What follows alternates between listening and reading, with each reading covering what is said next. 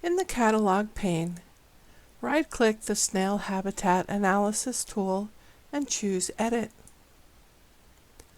Right-click on the Make Feature Layer 2 box associated with the vegetation query and choose Create Variable from Parameter Expression. A new blue input oval appears for the expression. Rename the new oval Vegetation Query.